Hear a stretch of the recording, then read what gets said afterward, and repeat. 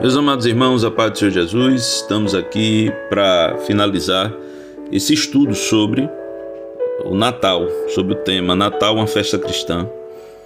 Falamos no primeiro encontro sobre o sentido bíblico do nascimento de Jesus e no segundo encontro falamos a respeito das teorias antinatalinas. Nesse terceiro encontro vamos falar sobre o Natal da Igreja Cristã. Primeiro devemos dizer que na igreja primitiva, no momento de organização e de perseguição, o que se observa são as celebrações das ordenanças de Jesus. Jesus ordenou pregar o evangelho, batizar e celebrar a ceia do Senhor, E a igreja, ela sempre se reúne. Isso é bíblico. O texto de Hebreus 10, a partir do versículo 24, fala das nossas assembleias, que não devemos deixar de congregar, como é costume de alguns, Então, realmente não havia espaço para outras celebrações, posto que naquele primeiro momento era um momento em que a igreja começou a ser perseguida. Logo que após o dia de Pentecostes, com o grande mover do Espírito Santo, veio em seguida a perseguição, Outro sim, é preciso deixar muito claro aqui que algumas pessoas nos primórdios da igreja se mostravam contrárias à celebração do Natal por entender ser o aniversário de Jesus. Mas o sentido não é esse. O sentido não é esse. E quem pensa que o Natal é o aniversário de Jesus está pensando errado. É importante deixar isso muito claro. Entre os judeus, que são a base dos primeiros convertidos ao Evangelho, também não havia o registro de festas de aniversário. Esse costume entre os judeus, ele vem depois, em períodos específicos, mas não aquele aniversário ano a ano, Então, isso gerou também uma certa resistência inicial. É fato, irmãos, e a gente precisa ser honesto, é fato que não há uma ordenança para celebrar o nascimento de Jesus, como também não há ordenança para tantas coisas na igreja. Não há ordenança para a escola bíblica dominical, não há ordenança para congresso, não há ordenança para círculo de oração, e tudo isso é feito e é muito bom, mas não há ordenança bíblica, É importante entender essa parte. De formas que esse costume de celebrar o nascimento de Jesus, e eu repito, é importante isso, não se trata de aniversário. Orígenes é um dos pais ali da igreja nos seus primórdios da era pós-apostólica. Ele era contra a celebração do nascimento de Jesus, sob o argumento de que na Bíblia só os pagãos celebravam aniversário. A Bíblia só registra duas celebrações de aniversário. Uma foi de Faraó, em Gênesis 40, versículo 20, a outra de Herodes, em Mateus 14, 6. Então esse é o argumento que era utilizado. Mas, após essa primeira fase, essa primeira era, quando a igreja começa a se organizar, a igreja começa a se estabelecer e a perseguição começa a dar uma amenizada, é importante entender isso, irmãos. Houve tempo que a igreja se reuniu em catacumbas, houve tempo que a igreja se reuniu em casas, houve tempo que a igreja era brutalmente perseguida. Após o afrouxamento dessa perseguição, dessa primeira fase, onde os apóstolos inclusive foram martirizados, a igreja começa a celebrar o advento do nascimento de Jesus. E essa primeira celebração, ela ganha o nome de Epifania ou de Teofania para a igreja ortodoxa. e era celebrada entre os dias 5 e 6 de janeiro. Epifania, do grego, quer dizer aparição ou manifestação. Então a igreja começou, ainda ali no primeiro século, a celebrar a aparição ou a manifestação de Jesus como verbo encarnado de Deus. Conforme diz o livro de João, nos seus primeiros versículos, no princípio era o verbo estava com Deus e o verbo era Deus. Então, essa epifania, ela era celebrada na igreja cristã como a celebração da manifestação de Jesus. Mas e por que o 25 de dezembro? Talvez alguém pergunte, por que o 25 de dezembro? Por que essa data? No início, a data de nascimento de Jesus ela era especulativa, e nos primeiros 2 séculos há registro de celebração em datas como 20 de abril, 17 de novembro, 28 de março e o próprio 25 de dezembro. Inclusive atribui-se a Telésforo, bispo de Roma, a instituição de uma vigília de Natal, justamente da meia-noite de 24 para 25 de dezembro. Hipólito de Roma teria dito em 204 d.C. que 25 de dezembro era a data do nascimento de Jesus. E Clemente de Alexandria, ele afirmou no seu livro Stromata algo parecido também com isso. E há também um cálculo, uma teoria chamada teoria do cálculo, onde o historiador Sexto Júlio Africano, autor de uma coletânea chamada Cronografias, ele fez um cálculo, da história da civilização humana, e ele definiu a data da concepção de Maria em 25 de março. E 3 mais 9, 12, então 9 meses daria o 25 de dezembro. Eu estou dizendo isso não é para afirmar que 25 de dezembro é a data certa, até porque eu particularmente acho que não seja. Eu acho que não é. Mas eu estou dizendo isso para deixar muito claro que o 25 de dezembro já estava no imaginário da igreja muito antes da segunda teoria que falaremos aqui, que é a teoria da cristianização, que afirma que 25 de dezembro foi adaptada do feriado romano para legalizar o cristianismo em 313, por ordem de Constantino, e confirmado no Concílio de Nicéia em 325. Então essa teoria diz que o Natal teria sido adaptado a festas pagãs romanas. Eu volto nessa segunda teoria, mas antes eu preciso dizer a terceira teoria, que quase ninguém fala. Quase ninguém fala essa terceira teoria, mas eu encontrei também.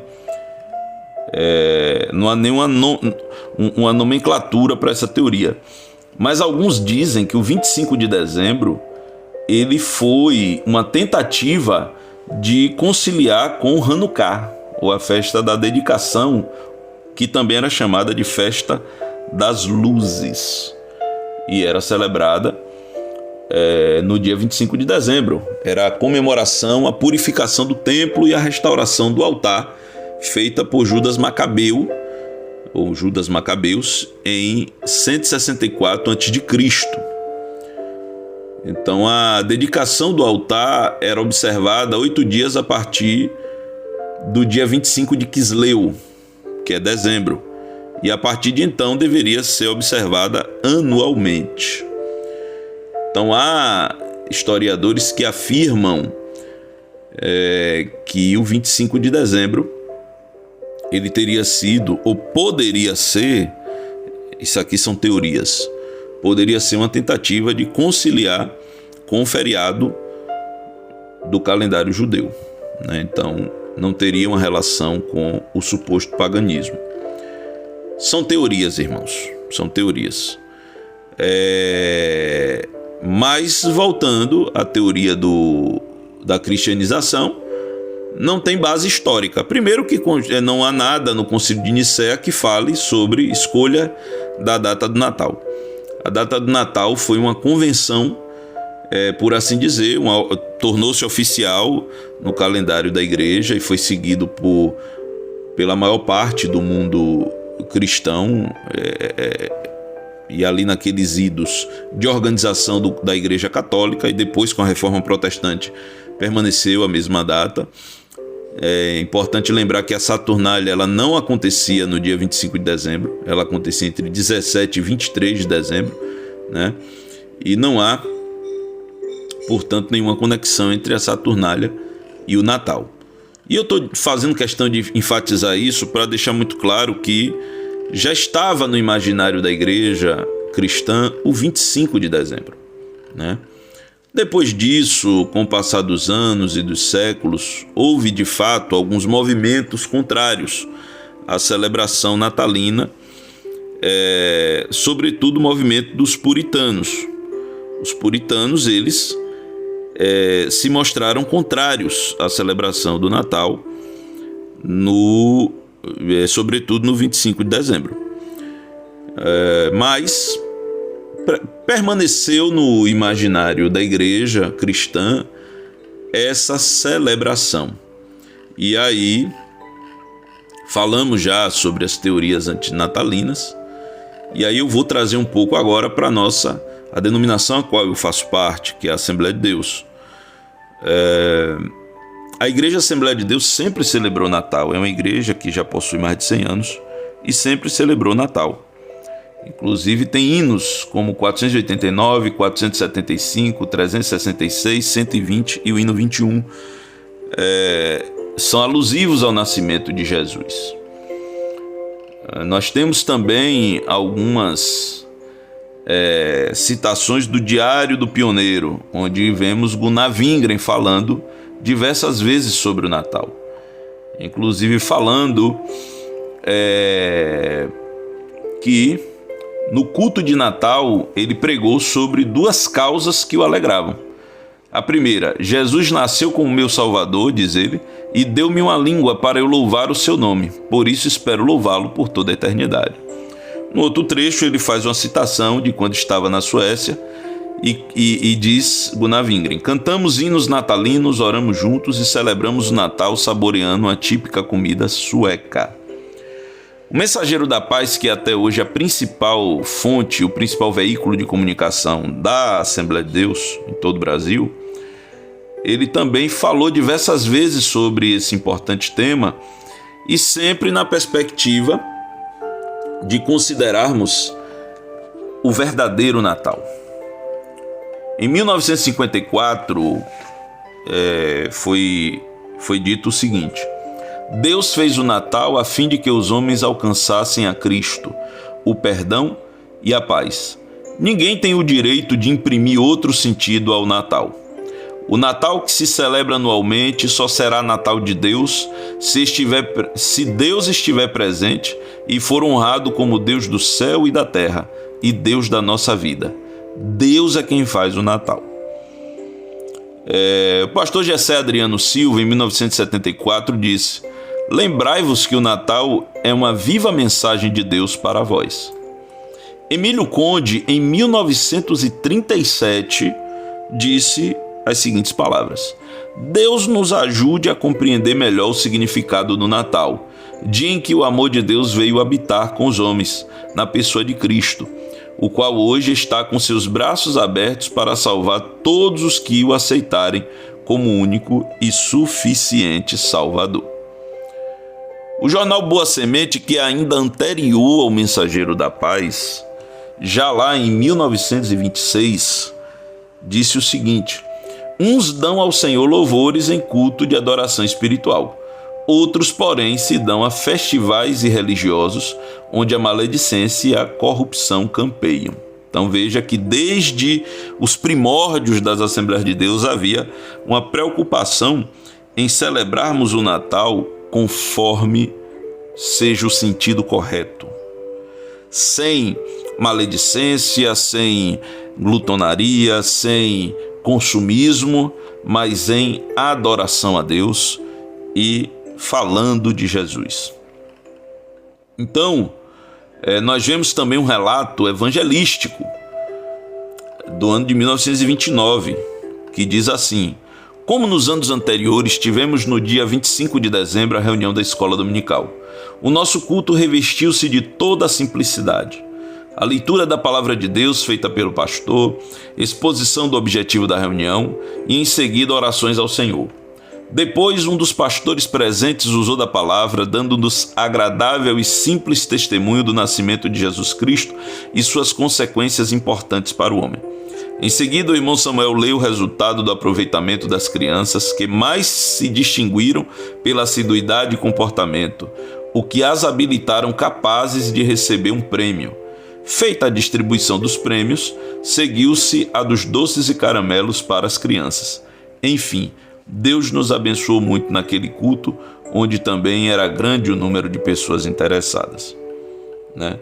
Nós temos referências doutrinárias das Assembleias de Deus que já se pronunciaram sobre o Natal, como Antônio Gilberto, que diz: hoje a polarização e o secularismo multiplica-se de uma maneira tão incrível que até no cristianismo quase não se diz mais Natal de Jesus. Mas nós estamos aqui para celebrar o Natal de Jesus, um privilégio, graças a Deus. Então veja que não há uma proibição ao Natal, mas uma exortação a celebrarmos o verdadeiro Natal. Pastor Ciro Sanches Bordi, ele diz: o Natal que o mundo sem Deus celebra é uma festa muito influenciada pelo paganismo. Mas o Natal de Cristo precede e transcende qualquer paganismo. O nascimento do Senhor Jesus foi celebrado até pelos anjos que exclamaram: glória a Deus nas alturas, paz na terra, boa vontade para com os homens. Cláudio Honor de Andrade, de saudosa memória, diz: embora não se saiba ao certo quando Cristo nasceu, a data reveste-se de especial significado para todos os cristãos. E o pastor José Oriosvaldo, da Assembleia de Deus de Alagoas, diz: celebra o Natal, porque sem Natal não haveria Calvário, nem túmulo vazio e, consequentemente, ninguém seria salvo. Assim, glória a Deus pelo Natal. Então nós vemos aqui, amados irmãos, que não há nenhum tabu em a Igreja do Senhor celebrar o Natal. Primeiramente porque o nascimento ou a encarnação ou a aparição de Jesus, que se deu através da concepção virginal de Maria, onde o Verbo que no princípio estava com Deus e era Deus, o Verbo que fez todas as coisas e sem ele nada do que foi feito se fez, o Verbo se fez carne e habitou entre nós. E portanto, meus amados irmãos, nós temos aí o sentido verdadeiro do Natal. E a Igreja do Senhor, ela sempre celebrou o Natal. Sempre celebrou o nascimento de Jesus. Os anjos celebraram o nascimento de Jesus. Simeão celebrou o nascimento de Jesus quando tomou em seus braços no templo. Ana falou de Jesus. Os magos do Oriente vieram adorar Jesus. Então, nós temos, de uma forma muito clara, cristalina, que a celebração pelo nascimento de Jesus, o único mediador entre Deus e os homens, que é Jesus Cristo, homem, sempre esteve no hábito da igreja cristã. E alguém vai dizer que não há ordenança, e de fato não há ordenança bíblica, mas não há proibição bíblica. E assim como eu já disse, eu repito, não há ordenança para fazer congresso, não há ordenança para fazer seminário, não há ordenança para fazer EBD. A EBD é um bom costume, porque o ensinamento é doutrina, mas a forma de ensinar é costume. E a escola bíblica dominical é um excelente costume, uma excelente prática que veio muito tempo depois, né? O círculo de oração, que é um trabalho que nasceu no estado do Pernambuco e que hoje está em todas as regiões do Brasil e até fora do Brasil, e ele vem de um milagre que Deus fez. Mas não há ordenança bíblica.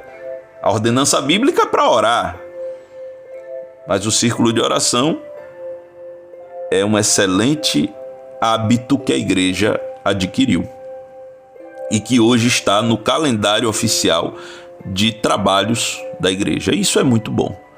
Os congressos, os seminários, as capacitações, não há ordenança bíblica para nada disso. Então, se formos levar ao pé da letra, o argumento de que não há ordenança, ele acaba se esvaziando. Por quê? Porque é fato que a celebração existe. E a igreja tem duas opções. Ou ela se cala e deixa o mundo conduzir a mensagem, ou a igreja toma o protagonismo e assume a responsabilidade por pregar o verdadeiro sentido do Natal. Eu defendo que a igreja tome a dianteira, que a igreja assuma o protagonismo, que a igreja seja vanguardista, que a igreja assuma a posição que lhe é conferida pela Bíblia de coluna e firmeza da verdade. Que a igreja nesse dia não somente não se cale, mas que proclame em alto e bom som o mistério da piedade. Que a igreja nesse dia proclame em alto e bom som a mensagem oficial do Natal. Glória a Deus nas alturas, paz na terra, boa vontade de Deus para com os homens. Porque um menino nos nasceu, um filho se nos deu. O principado está sobre seus ombros, e o seu nome será Maravilhoso Conselheiro, Deus Forte, Pai da Eternidade e Príncipe da Paz. Que a igreja tome a dianteira para que os Noés e os Perus não sejam protagonistas na festa, mas que o protagonista seja o nosso Salvador. Que possamos fazer como Ana, que anunciava Jesus a todos os que se aproximavam dela. Então, meus amados, nós não somos contra a celebração do Natal. Muito pelo contrário. Esse que vos fala é completamente a favor. E eu quero dizer aqui 25 motivos pelos quais eu entendo que o Natal pode e deve ser celebrado pelos cristãos. O primeiro, porque o Natal bíblico é o nascimento de Cristo, Salvador do mundo. O segundo, porque o Natal é o cumprimento da palavra de Deus desde o Éden. O terceiro, porque o Natal foi anunciado por Moisés e pelos profetas em todo o Antigo Testamento. O quarto, porque os anjos celebraram o nascimento de Jesus. O quinto, porque a igreja cristã desde o princípio celebrou o nascimento de Jesus. O sexto, porque não há nenhuma vedação bíblica à celebração do Natal de Jesus. O sétimo, porque o Natal é uma época propícia para reunir a família e pregar o Evangelho. O oitavo, porque os reformadores celebravam o Natal.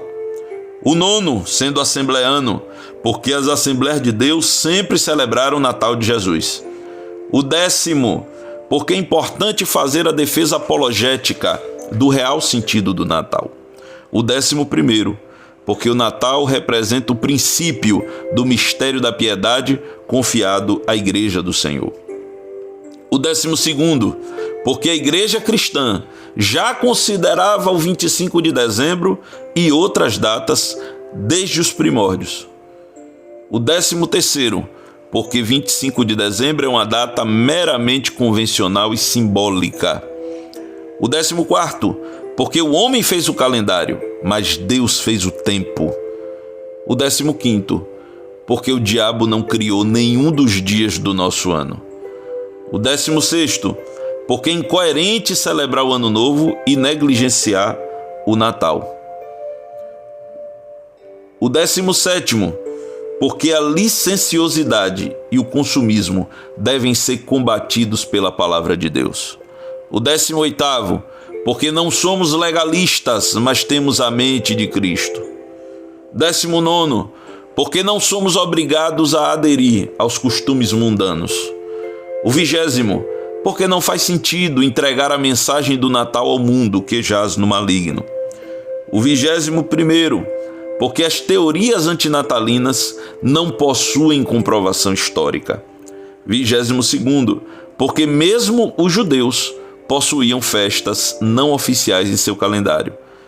23º, porque a nossa celebração não é pela data, mas pelo motivo. 24º, porque o nosso alvo é Jesus, autor e consumador da fé. E o 25º motivo, porque o Natal é a boa vontade de Deus para conosco. Que Deus abençoe a todos e um forte abraço em nome de Jesus.